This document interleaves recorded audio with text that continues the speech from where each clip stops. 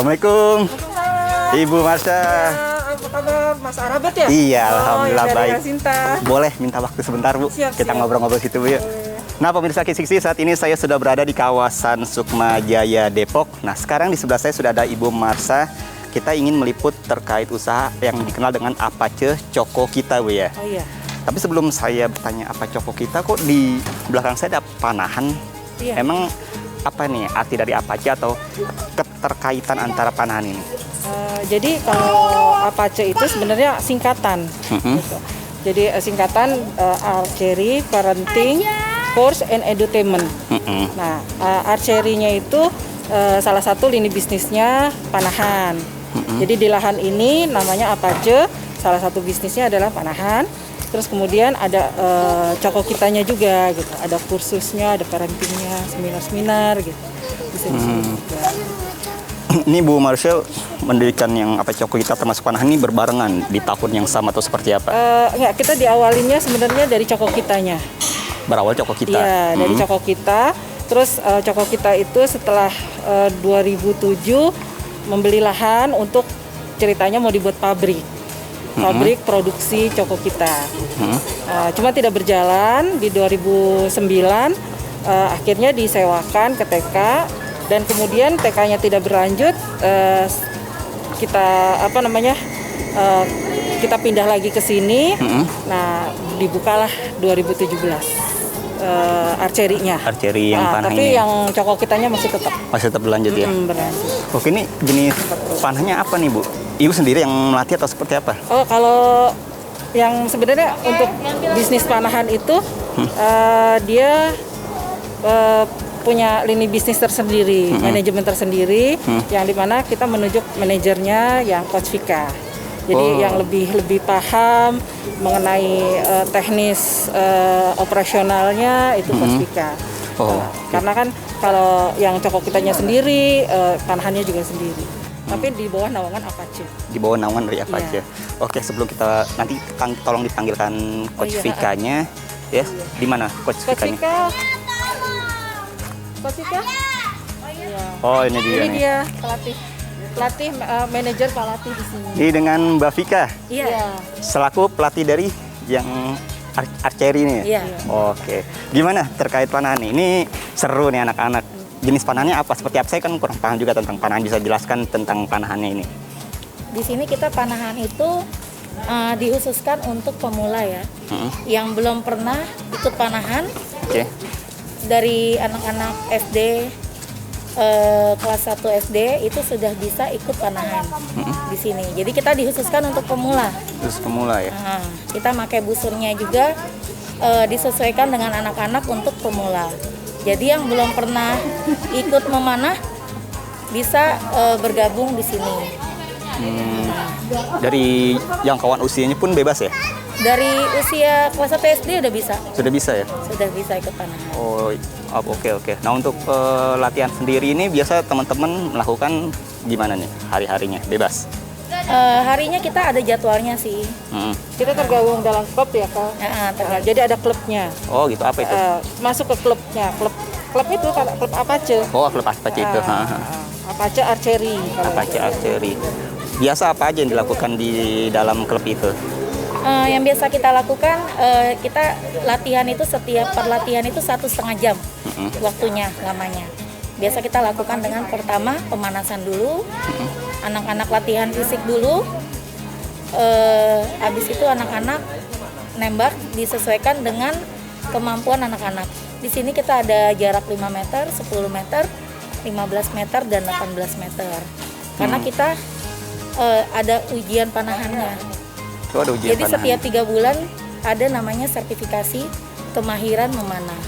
Oke, Mbak Vika, saya mengucapkan terima kasih sudah diganggu waktunya lagi melatih di Panyet. Nggak apa-apa ya, sekaligus buat pengetahuan tentang perpanahan juga ya. Iya, makasih Coach ya. Oke, Ibu Marsha, Apache Choco Kita, produknya seperti apa? Kalau Apache Choco Kita itu sebenarnya dia base-nya itu cake mousse. Ya, jadi Choco Kita sendiri sebenarnya base-nya itu adalah segala sesuatu olahan dari bahan coklat. Nah, ada cake-nya, ada minuman, ada cookies gitu, ada beverage-nya. Oh, oke. Jadi memang sebenarnya banyak jenis produknya. Nah, cuman kita fokus di lebih banyak fokus di cake-nya, Di case-nya. cake mousse ya. Oh, oke. Oke, nah, pengen lihat produknya atau lagi produksi hari ini? Iya. Boleh ya? Kita juga lagi produksi. Di sebelah mana kita pengen lihat nih, pemirsa kita juga. Dimasuk ke Sebelah sana. situ. Ayo, Oke. mari, Mas. Ayo. Nah, pemirsa kisi-kisi sekarang sudah ada produk Apache Choco kita, tentunya produknya Ibu Marsha, Bu ya. Ada apa aja nih, Bu? Banyak kayaknya nih, Bu. Iya. Kalau tadi kan sudah dijelaskan ya, kalau misalnya Choco kita itu ada cookies, Oke. candy, cake, and beverage. Oke. Gitu. Nah, untuk untuk cookiesnya salah Ini. satu produknya seperti ini. Cookiesnya Ini ya. Andalan kita. Oh, Nah, andalannya. karena memang biasa kan orang master apa gitu ya. Kalau kita shell cookies namanya. Ini pure murni 100% coklat, Bu ya? Iya, coklat semua. Oke. Nah, ini ada apa nih gambar-gambarnya? Coklat cookies karakter ya. Cookies karakter ya? Cookies hias. Oke. Jadi ada seperti ini ya. Ini Oh, oke. cookies hias. Nah, terus kalau ini biasanya Ini. untuk sehari-hari, kalau misalnya tadi yang kue-kue itu momen-momen biasanya. Lebaran gitu ya. Oke, oke. Pampers. Nah, ini beda lagi. Iya, kalau ini kue kita sebenarnya ini agak baru ya. Tadinya kita kan standarnya seperti ini untuk momen ulang tahun. Ulang tahun. Untuk diberikan ke orang atau gimana ya. Nah, kalau yang ini kita untuk sekarang satuan karena biasanya kan kalau mereka beli di sini hanya untuk makan di jalan, kemasannya juga enak, jadi bisa langsung.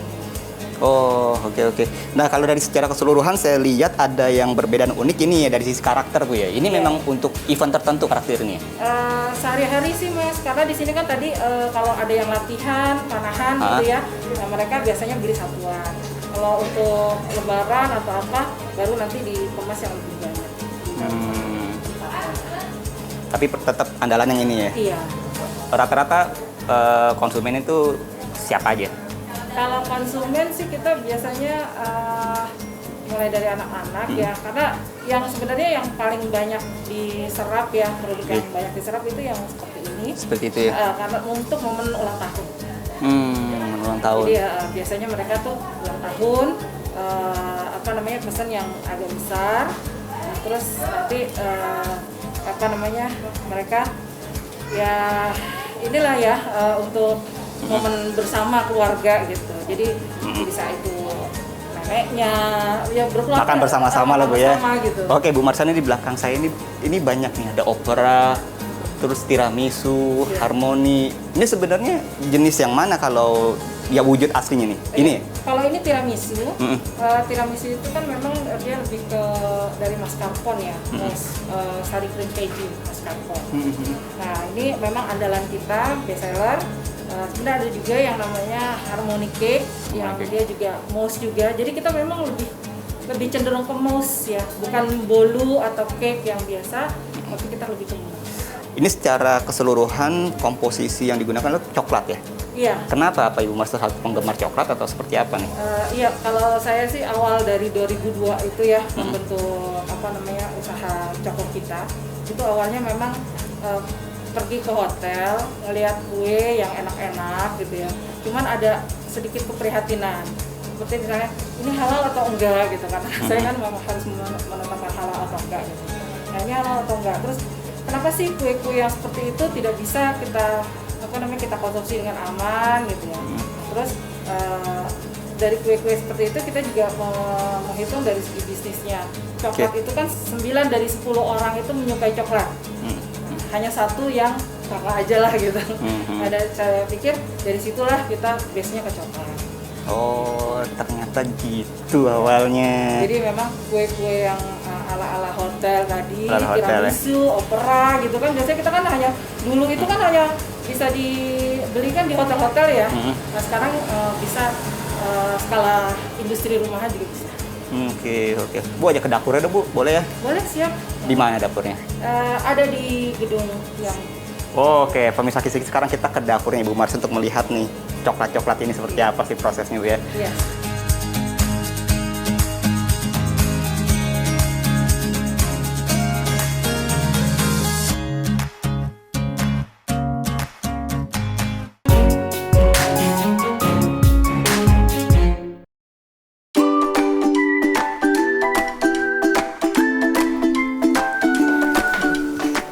Oke, nah ini ruang apa nih, Bu? Ini ruang produksi coko kita. Oke. Jadi untuk produksi cake ya terutama di sini. Oke, nah ini apa ini? Ini frozennya. Untuk jadi kita kue itu tidak bisa dijual kalau belum dimasukkan ke frozen. Jadi harus di frozenkan dulu, dibukukan dulu, baru kita bisa finishing. Yang apa? Yang besaran? Besar.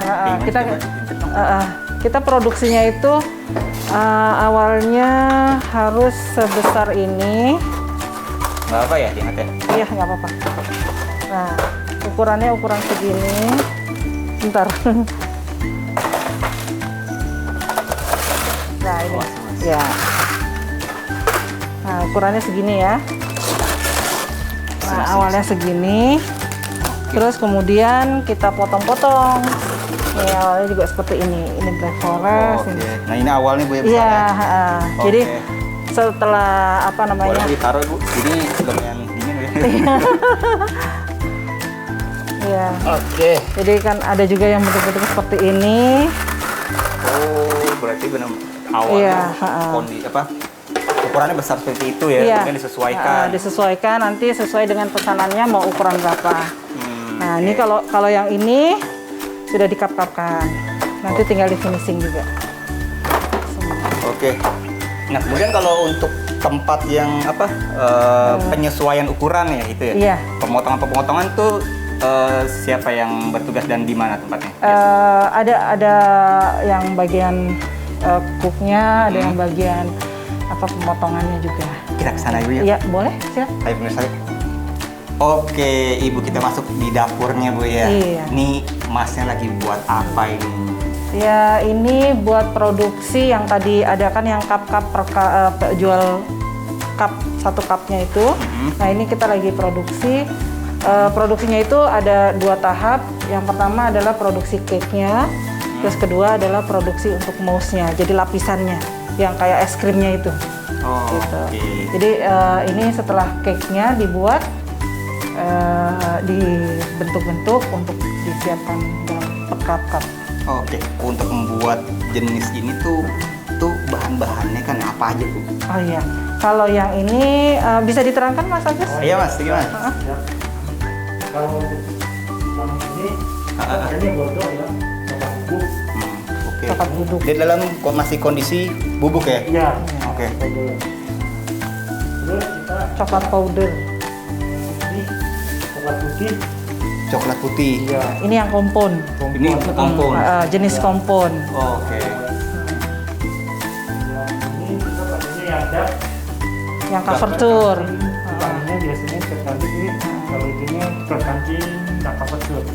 Kalau ini yang biasanya kita pakainya coklat kancing. Yang mudah melting ya. Oke. Iya. Kemudian, Whipping cream. Nanti dia yang buat lebih untuk mengembangnya gitu. Kayak es krim gitu loh. es krimnya.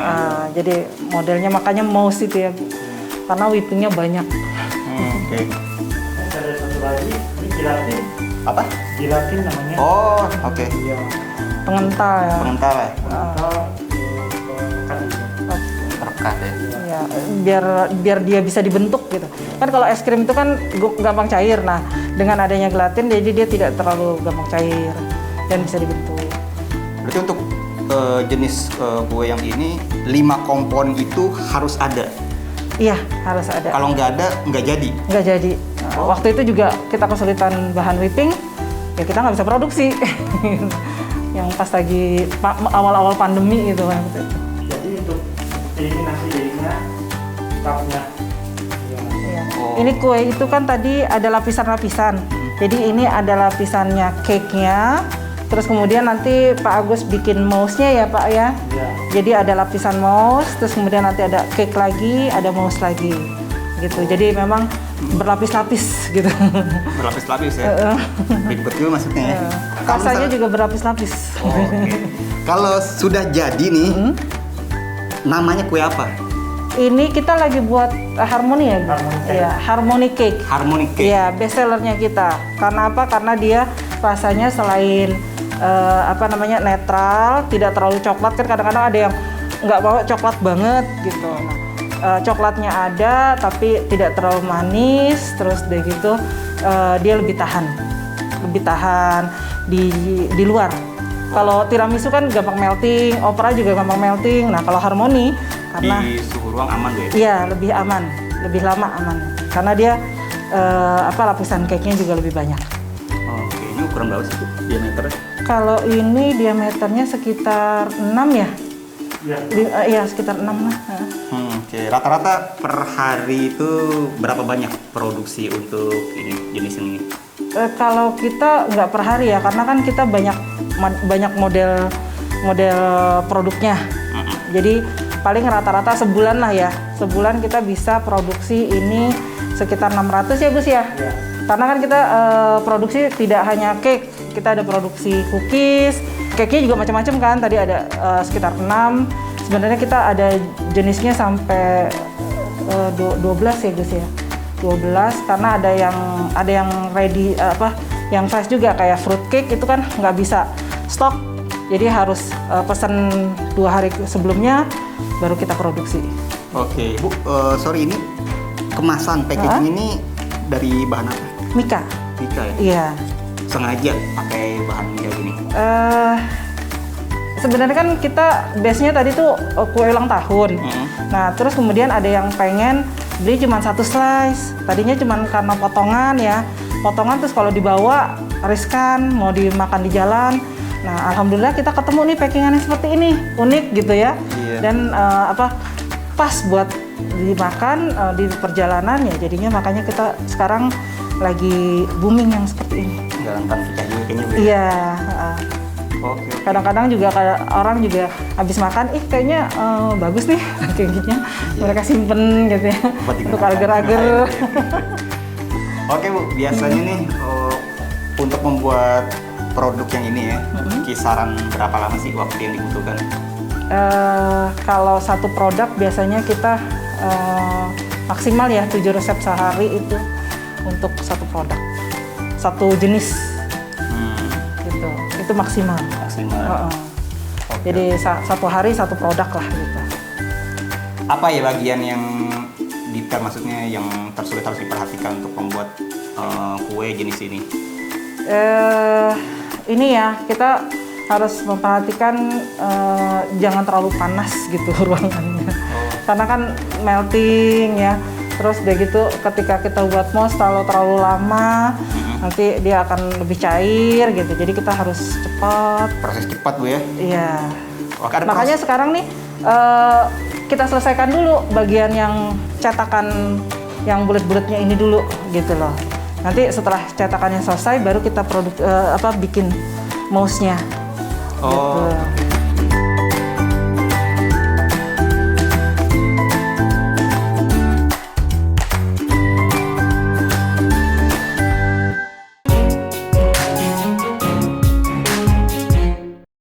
Oke, Bu Marsha, saya mau tahu nih, pemirsa Kisi juga mau tahu untuk bisnis seperti ini tuh Bu Marsha melakukan pemasaran itu seperti apa konsepnya yang dilakukan? Kalau sekarang ini sih kita masih pemasarannya by WhatsApp karena dulu kita kan dari tahun 2002 jadinya hanya pelanggan-pelanggan yang biasanya yang memang sudah jadi pelanggan setia. Oh, oke. Jadi by WhatsApp ya? Iya, by WhatsApp. Gitu. Di nomor berapa biasa Di 0815 1993 9923. Oke. Nah, untuk kalau order seperti itu gimana Bu Marsha menerapkannya? Harus pemesanan Hamin sebelumnya seperti apa nih konsepnya? Kalau biasanya mereka rata-rata tuh seminggu sebelumnya gitu ya. Tapi kalau misalnya ada momen-momen kan kadang-kadang suka dadakan, itu juga bisa sih. Cuman memang berarti produk yang memang tersedia gitu. Jadi kan ada beberapa kadang-kadang kita produksi terus habis gitu ya. Jadi yang stok aja yang kalau yang mendadakan. Oke, kalau untuk produk ini itu sebenarnya ketahan sampai berapa lama? Karena base-nya frozen ya, jadi alhamdulillah sih masih 3 bulan masih aman. Oke, nah ini kan kalau saya lihat rentan ya, maksudnya sensitif kuenya terbentur atau rusak. Ini untuk pengirimannya seperti apa yang dilakukan? Kalau agar maksudnya kue ini sampai ke customer itu nggak rusak? Kalau kue ini alhamdulillah sih tahan untuk selama 2 jam perjalanan, tapi di AC. Gitu ya, dengan kalau di dalam mobil AC itu aman untuk 2 jam. Nah kalau misalnya itu kita ada alat, bukan alat ya, maksudnya tas khusus gitu ya untuk sampai di customer pun dalam keadaan baik. Oke, ada tempat khusus sendiri ya. Sejauh ini sudah sampai mana gitu? Kalau customer sih alhamdulillah kita tuh dulu bahkan sampai Cilegon ya kalau lebaran gitu. Kalau lebaran tuh sampai Cilegon, Tangerang, Jakarta Pusat, Jakarta Utara, pokoknya arah Jakarta, Bogor. Kalaupun mereka mau keluar mereka bawa keluar daerah itu biasanya sih masih aman selama dia masih dalam AC ya. Oke, gitu. Ruangan AC. Karena kalaupun dalam perjalanan itu lembek atau gimana, nanti ditaruh di freezer lagi itu alhamdulillah masih bagus. Waktu itu pernah sih ada yang bawa sampai ke Jeddah. Oh iya. Jadi dibawa ke Jeddah. Waktu itu kuenya sih memang kue harmoni. Dia agak tahan ya selama 5 jam di perjalanan. Jadi selama itu ya memang dari AC ke AC, terus nanti di pesawat biasanya suka nitip sama kru gitu kadang-kadang. Harga dari kue-kue ini kan bervariasi juga ya, jangkauannya berapa sampai berapa? Kalau kue sekarang ini kan ada yang slice ya, itu harganya sekitar 23.000. Kalau yang ini 26 dengan kemasan khusus. Nah kemudian kalau yang sebesar ini whole itu ada yang sampai 40-60, bahkan waktu itu pernah ada yang pesan 60-80. Jadi yang bawa juga 6 orang. Nah itu harganya ya bisa sampai 2 juta, 3 jutaan. 3 juta. Nah, kalau yang besar ya. Dan untuk wedding waktu itu ada kita pesan seperti ini. Jadi sebanyak 600 cup. Nah itu kita buat semacam satu buffet. Jadi untuk wedding gitu. Gitu. Jadi mereka disiapkan seperti ini. Oke, berarti menerima dalam porsi yang kapasitas besar gitu? Iya, kapasitas besar. Berapa hari biasa kalau untuk kapasitas besar pesanan ini, Bu? Kalau ini sih sebenarnya kita seminggu juga bisa. Kalau yang karena kan memang masih standar-standar aja ya. Nah, untuk yang cup ini juga paling tinggal jumlahnya aja nanti kita ini kan seminggu masih bisa. Kalau untuk wedding, kenapa kita minta lebih spare lama lagi? Karena kadang-kadang kan mereka mintanya jumlahnya banyak. Nah, packagingnya ini kadang-kadang agak kita kesulitan. Gitu. Jadi yang ini bahan baku mikanya ini waktu itu kita sempat kesulitan karena pandemi ya. Jadi susah dapat bahan bakunya. Oke, nah terkait kesulitan ya. Selain packaging atau mika ini, apa yang Ibu rasakan saat menjalankan usaha ini, kesulitan seperti apa? Kalau kesulitannya sih sebenarnya ya tadi ya mungkin jangkauan pemasaran ya, karena kan kadang-kadang ada yang dari luar kota pengen gitu ya mencicipi, kita kan suka share di medsos atau gimana gitu ya. Nah itu kesulitannya di situ. Terus kalau misalnya kue-kue ini kan hanya ada di Depok. Jadi kalau misalnya memang punya cabang kan lebih bagus gitu. Sebenarnya sih seperti itu ya. Ada impiannya, Bu ya? Apa sih impian-impian ke depan lagi selain membuka cabang untuk produk ini? Mungkin dari sisi rasa, inovasi atau seperti apa? Saya mau tahu juga kan. Ya sama seperti yang lain sih sebenarnya. Kita yang penting tuh bagaimana bisa memasyarakatkan makanan-makanan yang halal dan juga berkualitas, pengennya seperti itu. Jadi ya kita pengen buka gerainya yang lebih banyak sehingga masyarakat yang tadinya cuma bisa mencicipi kue-kue yang seperti ini gitu ya di hotel-hotel atau gimana bisa mulai merakyat lah gitu. Jadi siapa saja bisa mencicipi. Oke Bu, Marsha, terkait usaha ini gimana? Yang Ibu rasakan terkait usaha ini kemudian dengan adanya pandemi COVID ini, apa yang berasakan benar-benar ada perubahan yang sangat signifikan atau seperti apa? Ya terutama sih ini ya jaringan kayak misalnya kalau dulu kan kita masih ada orderan dari perusahaan yang misalnya mereka memberikan souvenir kepada customer mereka untuk ulang tahun, itu kan biasa order ke kita juga gitu ya, kayak bank, perusahaan-perusahaan. Nah itu sekarang ini nggak berjalan. Oke. Berproses insya Allah ntar ke depannya kembali seperti semula. Oke Bu Marsha, saya mengucapkan terima kasih Bu ya sudah diajak main ke sini, melihat produksinya, mengetahui juga latar belakang dari usaha ini seperti apa. Semoga usaha Bu Marsha itu semakin sukses, berkembang, kemudian semakin kembali seperti semula, bahkan meningkat ya setelah pandemi COVID-19 ini Bu ya. Nah demikian pemirsa Kisih liputan saya bersama Ibu Marsha terkait Apache Choco kita Bu ya. Iya. Semoga liputan ini menjadi inspirasi untuk kita semua. Akhir kata saya Rabet mohon undur diri dari hadapan Anda. Terima kasih dan sampai jumpa.